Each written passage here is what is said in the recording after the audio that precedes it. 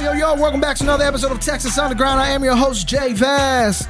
And as always, make sure you follow us on all the social media pages at The JVaz Show. And as always, this show is brought to you by La Conecta. Make sure you check them out at shoplaconecta.com. They got the air fresheners. They got the Cut energy drink by Candice Al 100. The Mamalona del Cut. This book's been going around Twitter. They got hats and all kinds of other cool stuff. This show is also brought to you by GT Digital Distribution. If you're an independent artist looking to take your music to the next level, make sure you guys check them out at gtdigitaldistribution.com. It's also brought to you by Tatted Locos. I don't know if you can see this, but I just got a tattoo right now a couple hours ago, so make sure you guys check them out. We'll put the address right here. And, man, let's jump right into it. This show is sponsored by friends of the show. You're going to see them on camera right quick. This show is brought to you by Hustletown Network, Hustletown Certified. Joining me today, a special guest is going to be helping us with this interview. Tex, the infamous Tex, to be exact. That's right, man. That's a hell of an intro right there, man. Shout out to JVaz right here in the building, man. My brother from another, man. It's all love. Again, shout out to everybody right here. He just named, GT Digital, we in the house, man. And JVaz, I appreciate you having me on, man. Man, it's gonna be a dope interview, bro. I appreciate you, helping us out, put this interview together, and you're about to help me jump into it as well. And I know y'all been waiting for it, so we're gonna take you right into it, man. We're gonna get on the phone with the Mexican land legend himself, Lil Bing. So make sure you guys stay tuned and hit the like button, hit the subscribe button, and let's jump into it, Tex. Joining us now, the Texas land legend, the Mexican land legend himself. He's not Nelly and he's not Diddy, but your girl want to get with him. Lil Bing in the house. What's going on, Bing?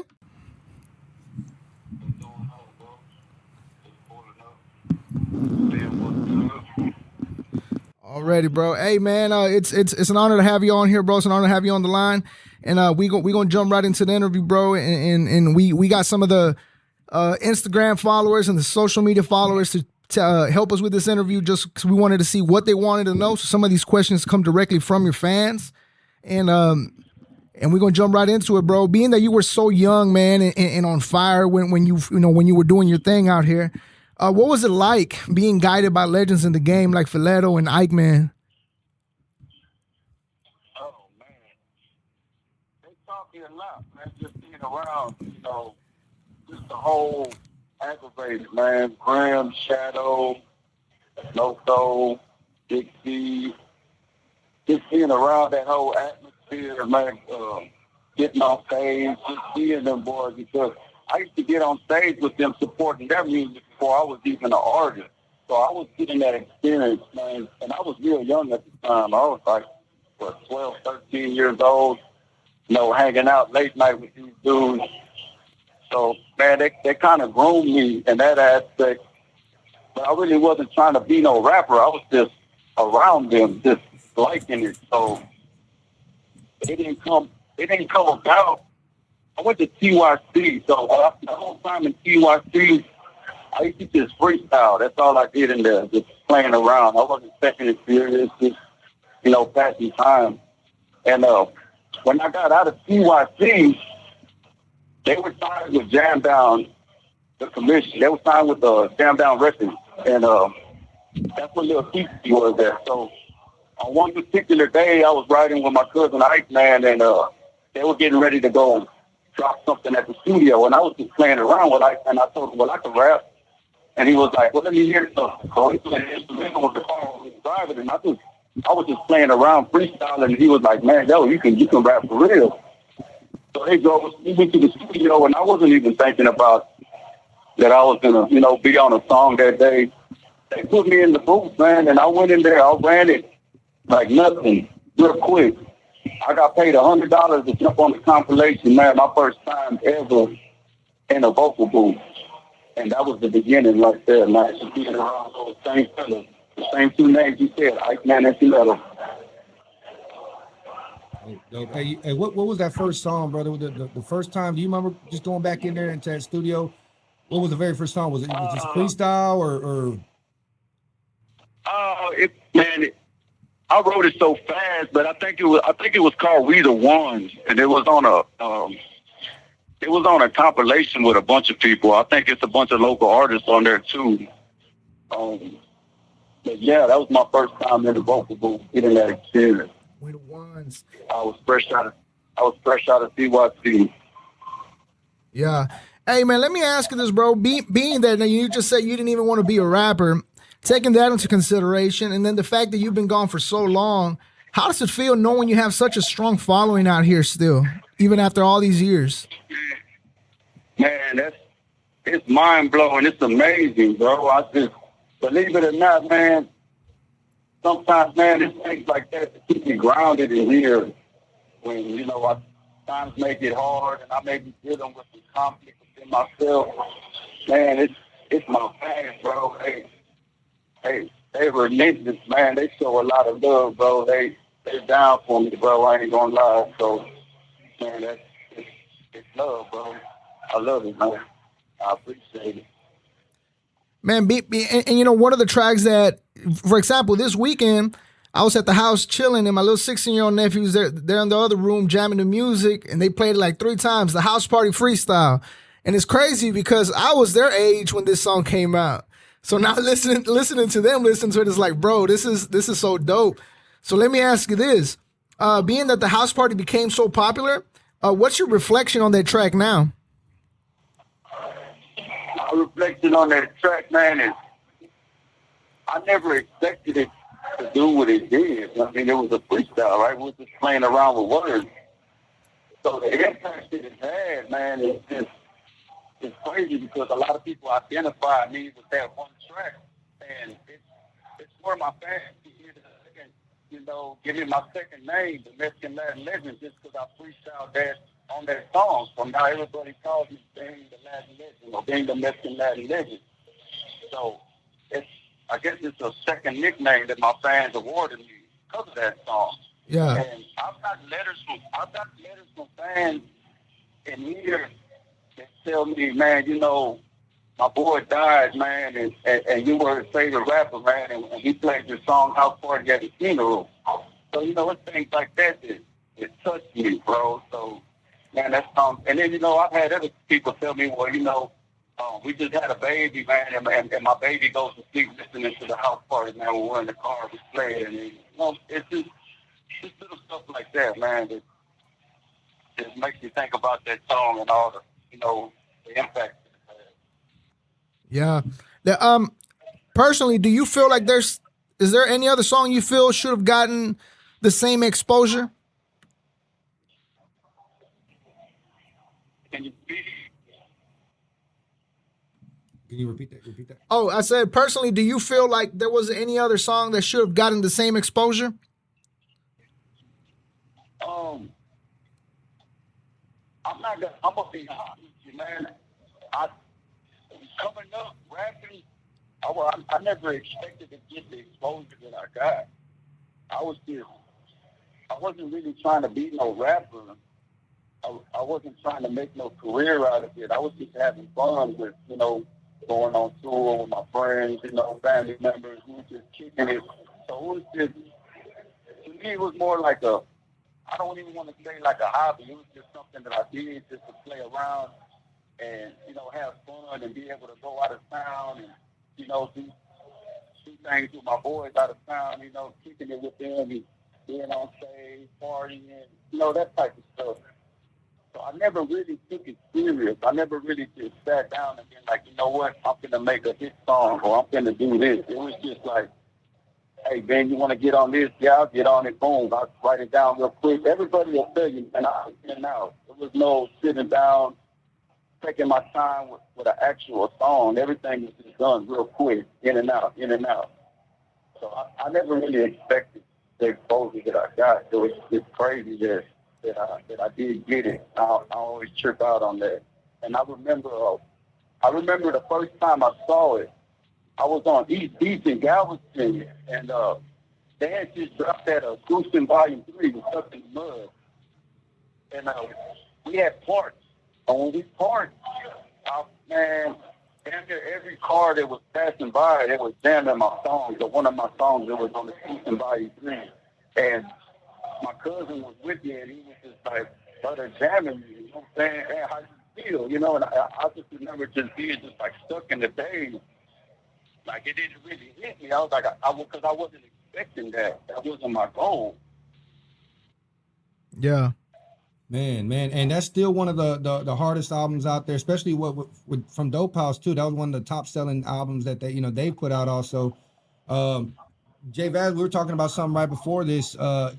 As far as you working with Carlos too, because I know y'all did shared a lot of the stage sometimes. You would open up with Shut 'Em Down. You mentioned also doing stuff with Dope House also, performing multiple times on stage. Vaz, ask that question that you asked me a while ago.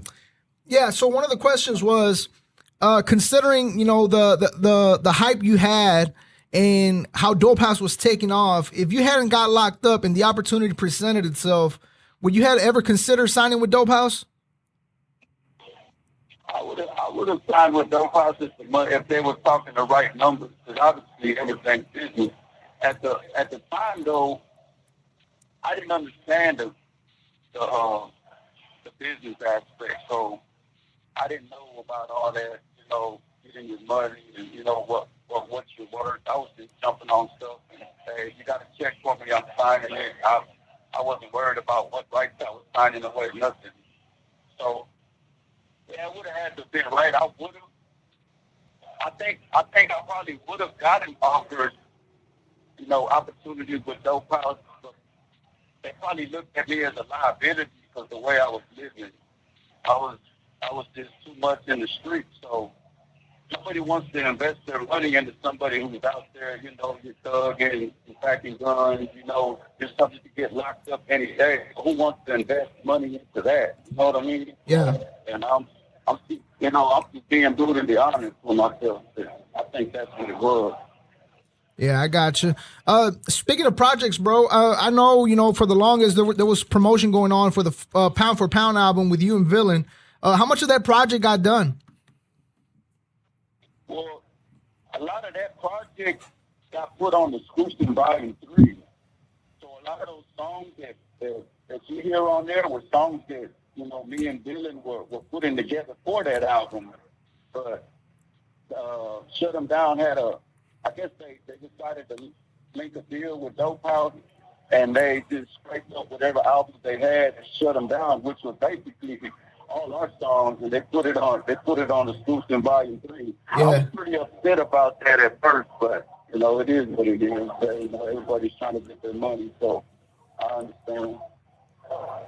Man, and that pound for pound right there, man. I mean, I can only imagine what the studio session was like, right? If there was a dramatization of that project, just being put together, you guys in the studio. What would you say that if you had to describe the studio session, man? Just the vibes when y'all were in there recording these songs. What was some of them studio sessions like?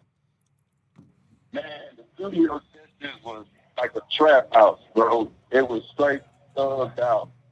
Man, you go in there, we firing up, we smoking blunts. You're gonna have the homies there. You're gonna have some females pull up. Sometimes, we're having parties. We're buying beer. We're pulling all nighters. We was just having fun, bro. And then a lot of those songs just came up out of nowhere. Like it was like the Pound for Pound freestyle. That was supposed to be an actual song. So me and Dylan did the hook. You know how the song starts? That's actually supposed to be a hook. But we did the hook, and I just freestyle, just playing around like I always do. And Leto had it on record, and they decided to keep it. So that's how that came about. It was actually supposed to be me and Dylan making the actual song, putting verses on, but it just turned into a freestyle that I did. Man, hey, let me ask you this though. As a fan, I've always wondered, is there any other unreleased tracks that we haven't heard yet? Have you been able to keep track of that hasn't been released? I believe there's a couple of them that haven't been released. I don't know if they're ever going to get released. Some of them are kind of lost, or they have in people's hands that I gotta figure. You gotta work out the business side of things. There is some tracks though that haven't been released though. Man, I know, you put out a project. Obviously, you put out the project that where you had Lucky Luciano on it, perform all the tracks, and you put out the Blessings and Curses project as well. Could we expect any new projects in the upcoming years?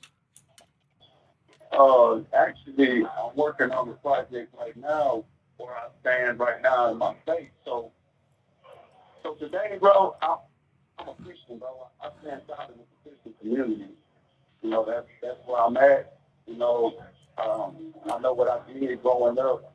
I know all the chaos I promoted and all that stuff. So me being a mature individual, I can look back and say that wasn't right because all the pain that was involved, and a lot of that pain was self-inflicted on myself as well.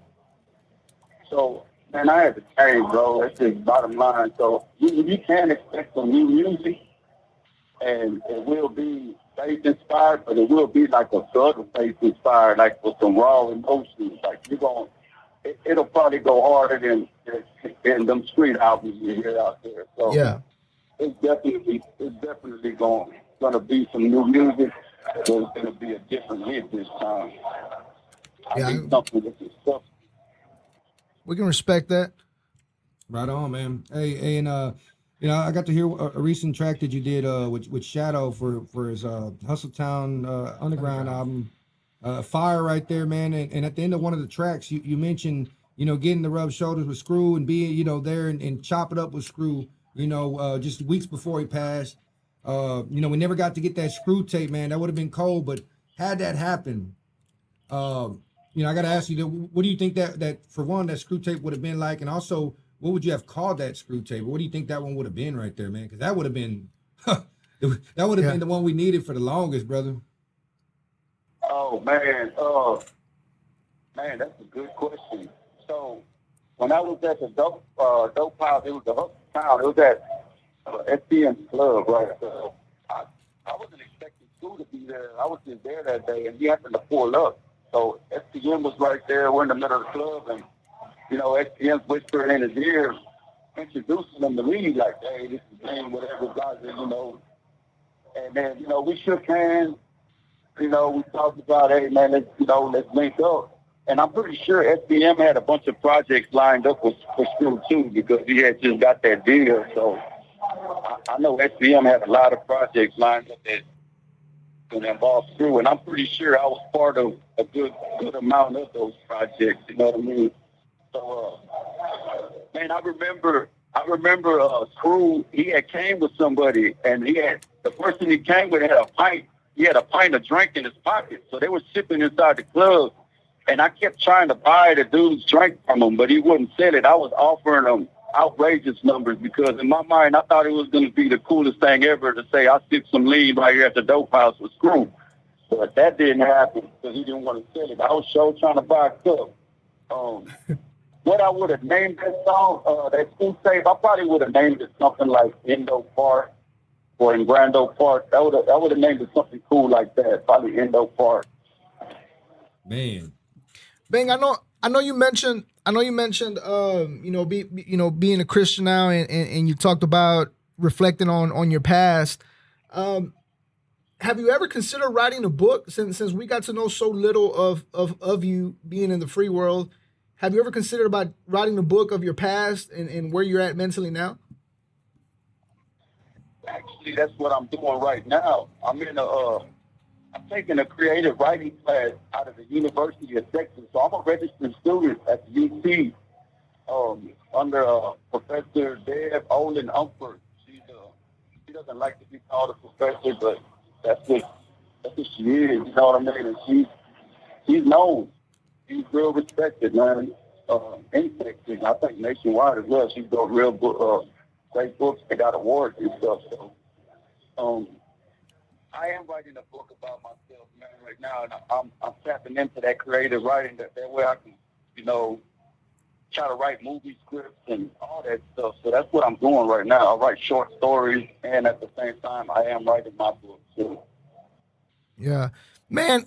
And this is hypothetically speaking. Let's say you would have never got locked up, bro. What do you think would have happened as far as your career? Well, it's been a couple of things could have happened. I mean, I could have taken off. they said Robert Gilliman, who was over Southwest Hotel back at that time, he had got a lot of money from Telemundo, and he was going back. He supposedly had got a couple of millions, and he was going back looking for some Latino talent, and he was coming to look for us. But I happened to be locked up at that time fighting this murder case. So that's one scenario. But I mean, I was on drugs, bro. I was heavy on Xanax. I was heavy on drink. I was smoking fries. I was in the gang life. So I mean, it's a chance, bro. I probably could have died in my 20s. I probably could have died of an overdose. I probably could have died to some gun violence. Being real. Yeah. So that ain't no telling, man. Things happen for a reason. Maybe this penitentiary saved me, or maybe I could have stayed out, and maybe I could have millions and changed my life. Maybe I could have had a kid, and that would have helped me change. You know, it could have been a numerous. It could have been more than one thing that could have happened, man. For sure. Hey man, I know. Initially, when you got locked up, they said there was no possibility of parole. Has that changed? Is there a possibility of parole now? Yes, I see parole in 8 more years. I got a parole date. That's 2 more presidential terms. So you know how fast those presidential terms fly by. So I like to count them in 4 because, you know, they fly by pretty fast. So I got 2 more of those. Nice. That's dope, man. Man, look, check this out, bro. So I started a series where I talk about people that I consider Texas land legends. Obviously, we have you on that list. And I wanted to ask you personally, who would you consider the top 5 Texas land legends? Top 5? Me, I would consider, man, I'm going to go with, you know, Lucky and Low for sure. I'll probably say Bash. You know, Bash came up out of Texas, so Baby Bash, you know, made a nice movement down here. He came to Texas and did his thing, man. So I would probably say Bash. I would probably say Flatline, and man, maybe GT Garden. I like that boy. Man. Hey, are there some good spitters out there, even in the prison system? I'm sure you came across a couple of guys that can spit. You know, I know there's got to be the freestyle corner from time to time, man. You know, are there some people in there right now that you feel like some talent that we could have had out here in the free world that are in there right now? Man, there's tons of talent in here, bro. I done cut across some people that are cold, both Latin, black, and white. There's a lot of talent in here, man. Music-wise, art-wise, you know, electrical-wise, these dudes can make the radio do anything, man. There's a lot of talent. So Bang, we know you've been keeping up with some of these artists out here. Is there any artists in mind that you have that, you know, 8 years come and go, bro? So whenever you're out here, do you have anything in mind who you would like to work with? Man, I wouldn't mind working with the Mexican OG. You know, I've been hearing a lot of noise about him, man. He's actually been showing a lot of love. Just, you know, just keeping my name alive on his end. Yeah. You know, that's the best one right there, you know. Just he's keeping it real as far as my influence on his music. So that's love. So I would love to work with him. And, you know, just anybody out of Houston, man. I wouldn't mind working with them, man. There's no, I'm not going to cut myself off from anybody, man. But the only thing I will say, if I'm going to do some music, man, it has to have a legit message with it. Man, I don't want to do no music and we're talking about, you know, killing somebody, or we're talking about causing harm and doing all these drugs and stuff.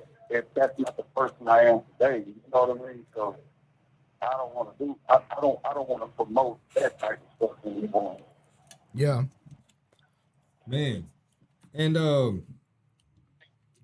gotta ask also, so going back to you know, the times when y'all were doing everything that y'all were doing out there, man. You know, y'all were making history almost without knowing that it was being being made at the time.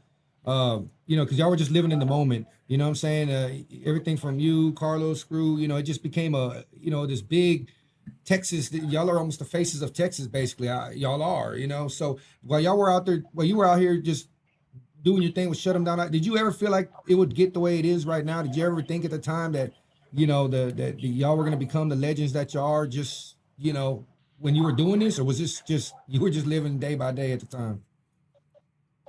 Man, bro, we was just living day by day at the time, and that word legend came into my vocabulary from when I got out of CYC, and I heard one of BG's songs, Cash Money. We got the song called Living Legend, and that song kind of had a little impact on, you know, on the idea of being a legend right there. And then later on, at the school pass, they dropped the album called The Legend. And that was just kind of like solidified that word that I was like, okay, a legend, man. This is what it is right here. You know what I'm saying? And that's kind of what inspired me to even rap and house party flow. That's where that comes from. And I think a lot of times, man, we don't even know what we do, man. We speak stuff into existence. And we can speak negative into existence, and we can speak positive into existence. You know, the power of the tongue is a strong thing. So I try to, you know, keep positive stuff in my mouth now, man, because I ain't trying to put any curses upon myself. I done shot myself in the foot too many times. I don't even know how I'm walking. But yeah, man, that's what that is like this, right? Okay. And another name we hear a lot in the Houston rap scene, but to those who weren't around at the time, may have not known the person or not known who he was, you know, to contributing to the Latin game. D-Town, you know, we hear the name D-Town all the time, you know, affiliated with, you know, Shut 'Em Down and all that too. Can you explain it to us, you know, who D-Town was to you, brother? I mean, I know y'all had relationship with each other as far as, you know, him being down with you and you down with Shut 'Em Down. Explain to us, you know, who D-Town was to you, man. 'Cause I know we lost him a while back, but go ahead and explain to us, you know, to those who don't know or familiar with him. D-Town was a big baller, man. D-Town had that bread, man. He was a B-boy, man. He was the plug. So, man, that was my boy, man. He was like a big homie, man. You know, he was from Denver Harbor. You know, we were from South Beach. So, you know, the studio was in Denver Harbor. So, just by having D-Town and us going over there, that kind of like, there used to be a beef between South Beach and D-Mates, you know, because they were red and we were blue. But I believe, man, when Shut 'Em Down came about, he broke that flex, man. Like all that kind of died out, man, and it was just about making money, man, making this music, man, and doing it. So that's what I could say D-Town did, man, the positive that he did, man, that he brought two neighborhoods together to put that beat to the side and to focus on, you know, the music, man, and making things happen. That's right, man. And what a time it was too, man. You know, even the house party days, you know, that's what you know, what we're out here doing right now. You know, Hustle Town Network, you know, you got JVaz, you got GT Digital, you got a bunch of platforms that are trying to continue, you know, the legacy that a lot of you guys created, you know, and there's a home for that now that we really haven't had in a very long time since the Party 1049 days and all that. So, you know, we salute you and, you know, everything you've done. You know, still being the man from where you're at right now, and you know, we definitely can't wait to meet you and work with you too, man. When you do come home, you know, we keep these podcasts. We put these podcasts out so we can connect with your listeners and the fan base. So, you know, is there any other stuff, anything else you want to tell the listeners out there, the supporters of Lil Bing and Shut 'Em Down, man? Anything you want to go ahead and tell them? Oh man, I want to share one last memory, man, before I get the shout out, man. I remember we opened up for Big Pokey one time. Big Pokey had just dropped that artist in the liquor. He had just got that big deal with Universal. And we went and opened up for him at the Sun Valley Ranch in Victoria, Texas. So after we got off stage, right before Pokey got on, you know, the whole SUC was there. Right before Pokey got on stage, they had a freestyle contest. And all my boys, you know, all my shut them down boys were like, man, get in it, get in it. They're telling me to get in it. I didn't want to get in it. They're telling me to get in it. So I said, man, all right, they want me to get in, I would get in it. So I got in it. And I asked the DJ, what beat do you have? He started playing some instrumentals and the headphones, and then I heard the Southside beat. I said, all right, give me that little South Southside. So, bro, man, I ran that freestyle contest. I destroyed that dude. And they still tried to make it seem like he had a competition, so they made us do it twice. When I was clearly the winner, and I destroyed them again. And they didn't have no choice but to give me the crown. Right, I won the freestyle contest. But this is his dude's exact words. He said, because there was a $500 reward I was supposed to win. He said, man, bro, we can't give you the reward, man. You're a professional, bro. You're a rapper. You just got off the stage. So they pulled a check on me at the end. I really wasn't tripping because I didn't want to get in it anyway. But I was just like, all right, it's cool. You know, I feel won. You know what I mean? Yeah, man, I had that little right there that I wanted to share with y'all. And also, man, I want to give a shout out, man. I'm a shout out, man, to my little cousin Buddha, man, and Lil Mikey, man. They both passed away last year, man, around this same time.